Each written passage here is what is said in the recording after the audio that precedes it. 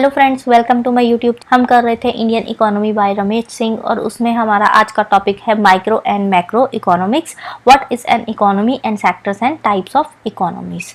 तो सबसे पहले शुरू करते हैं माइक्रो एंड मैक्रो इकोनॉमिक्स। 1930 में जब ग्रेट डिप्रेशन आया तो उसके बाद जो इकोनॉमिक्स थी उसको दो ब्रॉड कैटेगरीज में डिवाइड कर दिया गया। अब ये दो ब्रांचेस कौन थी इकोनॉमिक्स की? वो थी micro economics and macro economics.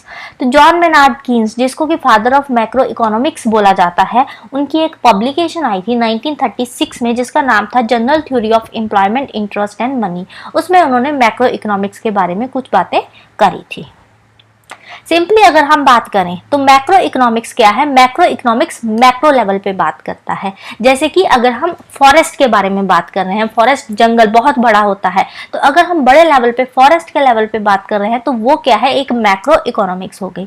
तो माइक्रो इकोनॉमिक्स, माइक्रो मतलब हम छोटे लेवल पे बात कर रहे हैं, उसी जंगल के हम एक पेड़ की बात कर रहे हैं तो वो क्या है? वो एक माइक्रो लेवल पे बात हो रही है। तो जो मैक्रो है, मैक्रो एक बिग पिक्चर शो करता है, एक बहुत बड़ी पिक्चर शो करता है। जैसे एक पूरे के पूरे फॉरेस्ट के बारे में बताता है। एक फॉरेस्ट में बहुत सारे अलग अलग तरह के पेड़ पौधे होते हैं, श्रब्स भी होंगे, हर्ब्स भी होंगे, बहुत बड़े बड़े पेड़ भी होंगे, अलग अलग चीजें होती है।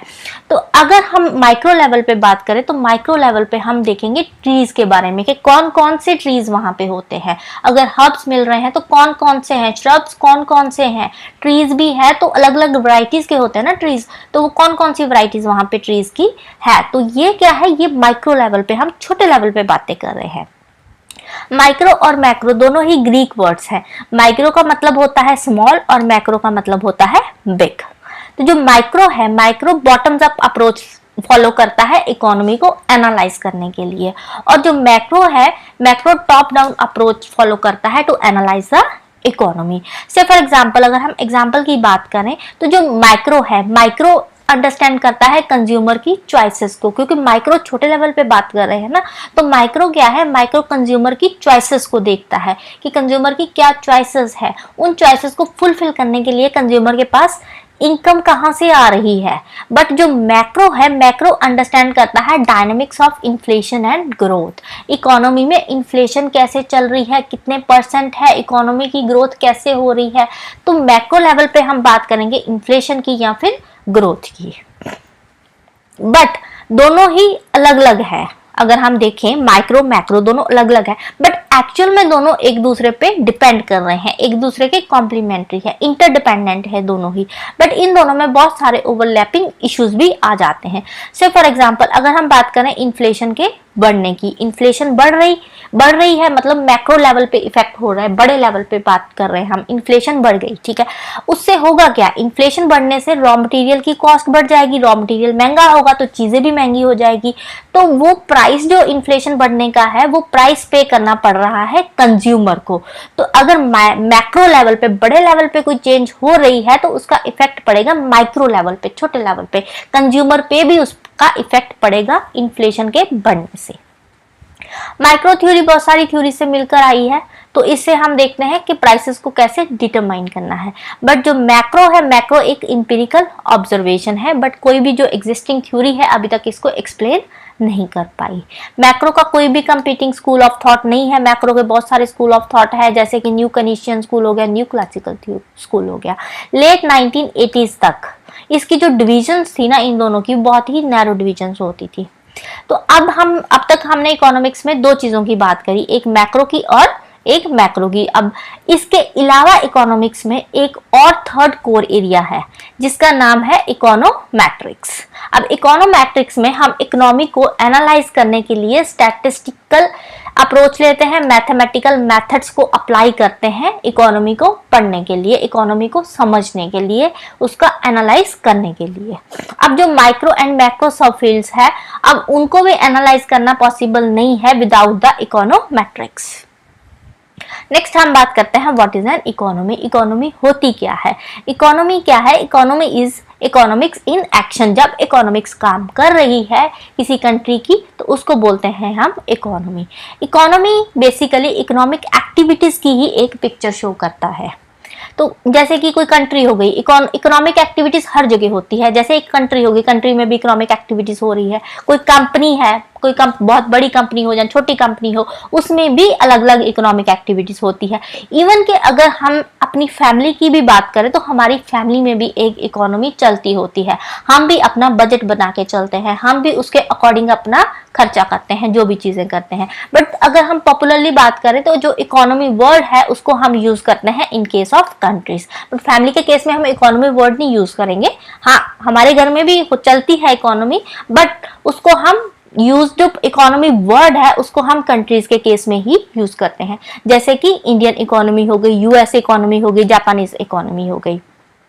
बट इन सब में अब नाम दो सबके अलग अलग है, बट इसमें जो बेसिक प्रिंसिपल्स होते हैं या थ्योरीज होती है इकोनॉमिक्स की, वो सब की सब सेम ही रहती है। जो कंट्रीज की इकोनॉमीज होती है उसमें अलग थोड़ी बहुत डाइवर्सिटीज होती है, उस कंट्री की सोशो इकोनॉमिक डाइवर्सिटीज के अकॉर्डिंग उसके जो थोड़ी बहुत इकोनॉमी है उसमें भी डाइवर्सिटी वो शो होती है।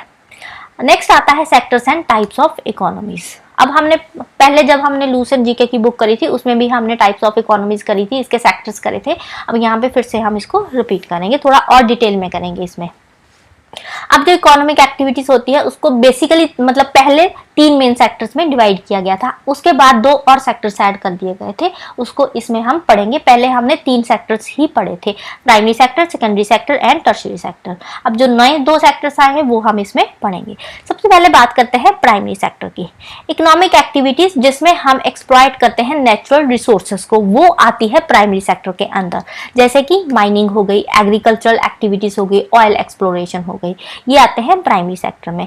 अगर किसी कंट्री में एग्रीकल्चर सेक्टर से उस कंट्री के नेशनल इनकम का हाफ से ज्यादा कंट्रीब्यूशन आ रहा है तो उस कंट्री की इकोनॉमी को हम बोलेंगे अग्रेरियन इकोनॉमी, राइट।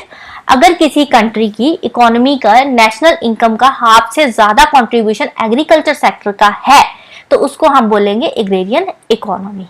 नेक्स्ट आता है सेकेंडरी सेक्टर। सेकेंडरी सेक्टर में वो सारी इकोनॉमिक एक्टिविटीज आ जाती है जिसमें हम रॉ मटेरियल कहाँ से लेते हैं, प्राइमरी सेक्टर से लेते हैं। प्राइमरी सेक्टर से रॉ मटेरियल लेकर उसको हम आगे प्रोसेस करते हैं, तो उसके बाद जो फाइनल प्रोडक्ट बनता है वो आता है सेकेंडरी सेक्टर में। इसको इंडस्ट्रियल सेक्टर भी बोला जाता है। और इसका एक और सब सेक्टर है जिसका नाम है मैन्युफैक्चरिंग। मैन्युफैक्चरिंग जो है वो लार्जेस्ट एम्प्लॉयर है, उसमें बहुत सारे लोग मैन्युफैक्चरिंग सेक्टर में काम करते हैं across the western developed economies. अगर हम वेस्टर्न इकोनॉमीज की बात करें ना, वेस्टर्न इकोनॉमीज थोड़ी डेवलप्ड इकोनॉमीज है, जैसे हमारी इंडिया की डेवलपिंग है वो डेवलप्ड इकोनॉमीज है, तो वहां पे जो लार्जेस्ट एम्प्लॉयर है, लोग काम कर रहे हैं लार्जेस्ट, वो मैन्युफैक्चरिंग सेक्टर में काम करते हैं। जब किसी कंट्री का हाफ से ज्यादा नेशनल इनकम सेकेंडरी सेक्टर से आ रहा है तो उस कंट्री की इकोनॉमी को हम बोलेंगे इंडस्ट्रियल इकोनॉमी। थर्ड आता है हमारा sector tertiary sector. Tertiary sector में वो सारी एक्टिविटीज आ जाती है जिसमें हम सर्विसेज प्रोड्यूस करते हैं, सर्विसेज की बात आ जाती है। जैसे कि एजुकेशन हो गया, अगर हम किसी को एजुकेशन दे रहे हैं तो हम सर्विस सेक्टर में आ जाते हैं। हेल्थ केयर आ गया, बैंकिंग सर्विसेज देना, कम्युनिकेशन सर्विसेज देना, जैसे कस्टमर केयर वाले होते हैं वो वाले हो गए। तो जब किसी कंट्री का हाफ से ज्यादा इनकम टर्शियरी सेक्टर से आता है तो उस कंट्री की इकोनॉमी को हम बोलेंगे सर्विस इकोनॉमी। तो इसके बाद एक्सपर्ट्स ने 2 और नए सेक्टर क्रिएट करे इकोनॉमी में, जिसका नाम था quaternary sector and quinary sector. But इनको क्या बोला जाता है, इनको टर्शियरी सेक्टर के ही आगे सब सेक्टर्स बोला जाता है। ये इनका ही आगे नहीं है, ऐसे नहीं कि प्राइमरी सेकेंडरी टर्शियरी ये अलग है, फिर 4th सेक्टर क्वाटरनरी हो गया, 5th क्वीनरी हो गया, ऐसा नहीं है। जो क्वाटरनरी और क्वीनरी सेक्टर है वो टर्शियरी सेक्टर के ही आगे 2 सब सेक्टर्स हैं। क्वाटरनरी सेक्टर क्या है, क्वाटरनरी सेक्टर को नॉलेज सेक्टर भी बोला जाता है। इसमें वो सारी एक्टिविटीज आ जाती है जो एजुकेशन से रिलेटेड है, रिसर्च से रिलेटेड है, डेवलपमेंट से रिलेटेड है, मतलब इसमें रिसर्च एंड डेवलपमेंट के रिगार्डिंग काम होता है।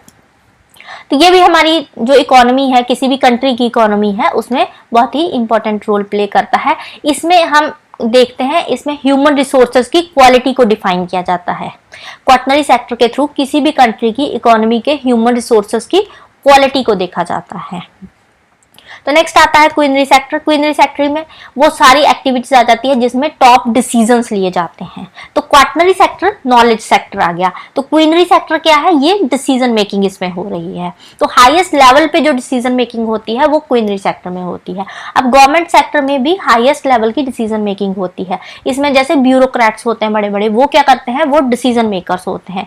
अब जो प्राइवेट कॉर्पोरेट सेक्टर्स होते हैं उसमें भी हायर लेवल पे डिसीजन मेकर्स होते हैं जो डिसीजन लेते हैं रिगार्डिंग द कंपनी। तो इस सेक्टर में इतने ज्यादा लोग काम नहीं करते, इसमें बहुत ही कम लोग होते हैं। अब देखो डिसीजन मेकर्स ऐसे तो होगा नहीं कि हर लेवल पे डिसीजन मेकर बैठा है। एक कंपनी में 2-4 लोग ही होंगे जो डिसीजन लेंगे, बट बहुत सारे एम्प्लॉयज उसमें काम कर रहे होते हैं। तो इस सेक्टर के लिए दिमाग होना चाहिए, ब्रेन होना चाहिए, तो इसीलिए इस सेक्टर में बहुत ही कम लोग इंगेज्ड हैं। नेक्स्ट आता है स्टेजेस ऑफ ग्रोथ। अब ग्रोथ की भी अलग अलग स्टेजेस होती है हर एक कंट्री में, ठीक है। तो स्टेजेस ऑफ ग्रोथ में क्या आता है, अगर हम देखें डेवलप्ड कंट्रीज की, डेवलप्ड कंट्रीज कौन सी होती है, डेवलप्ड कंट्रीज वो होती है जो डेवलप हो चुकी है। जैसे हमारा इंडिया डेवलपिंग में आता है, इंडिया में अभी डेवलपमेंट हो रही है, अभी प्रॉपर डेवलप नहीं हो पाया हमारा इंडिया। तो इसमें भी थ्योरी आती है।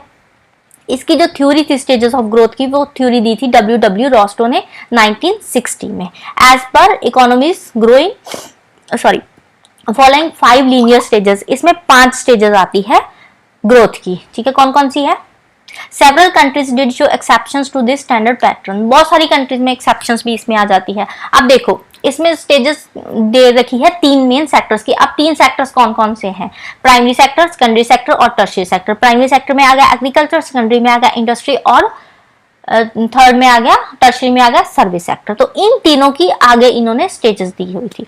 बट बहुत सारी कंट्रीज है इसमें जो ये वाले सेक्टर्स है इसमें अलग अलग एक्सेप्शंस आ जाती हैं, उनका अपना ही स्टैंडर्ड पैटर्न है।